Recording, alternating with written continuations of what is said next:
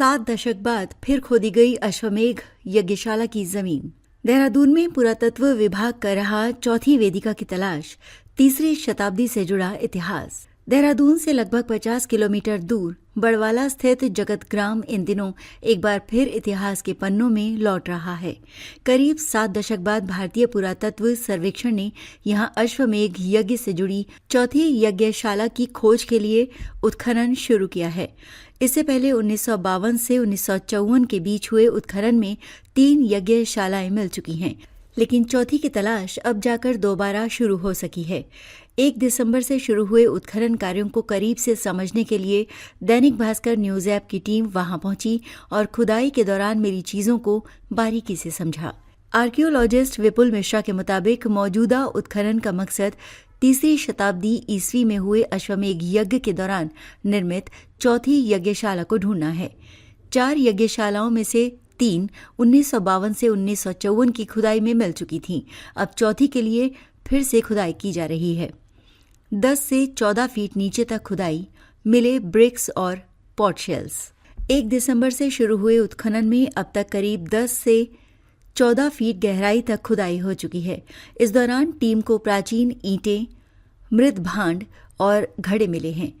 विपुल मिश्रा के मुताबिक मिली ईंटों का साइज और बनावट ठीक वैसी ही है जैसी 1952 से 1954 की खुदाई में मिली थी। इससे संकेत मिलता है कि ये उसी काल से जुड़ी हैं। कैसे होती है प्राचीन वस्तुओं की पहचान? खुदाई में अगर हड्डियां या विशेष एंटीक्विटी मिलती हैं तो उन्हें पहचान के लिए लैब में कार्बन डेटिंग कराई जाती है। फिलहाल चौथी यज्ञशाला की खुदाई में कोई ऐसी वस्तु नहीं मिली है जिसे तुरंत लैब भेजा जाए, लेकिन अब तक मिली सारी सामग्री तीसरी शताब्दी ईस्वी से जुड़ी मानी जा रही हैं। चौथी जगह कैसे तय हुई? 1952 से 1954 के उत्खनन के दौरान कुछ ऐसी ईंटें मिली थीं जिन पर ब्राह्मी लिपि में स्पष्ट लिखा था कि तीसरी शताब्दी में यहाँ राजा शील वर्मन ने अश्वमेघ यज्ञ कराया था।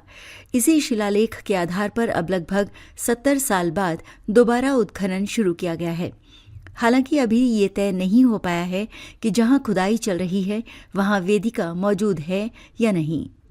कौन थे राजा शील वर्मन? राजा शील वर्मन कुलिंद वंश के शासक थे, यानी कुलिंद वंश के शासक थे। ऐतिहासिक साक्ष्यों के अनुसार उनका साम्राज्य हरिपुर, सरसावा, विकासनगर और संभवतः लाखा मंडल तक फैला था। इस क्षेत्र को तब युगशैल साम्राज्य कहा जाता था।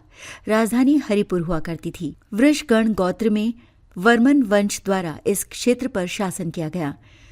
जौनसार बावर में जयदास और उनके वंशजों का शासन 350 से 460 ईस्वी तक माना जाता है, जबकि 301 से 400 ईस्वी के बीच युग शैल राजाओं का प्रभाव भी रहा।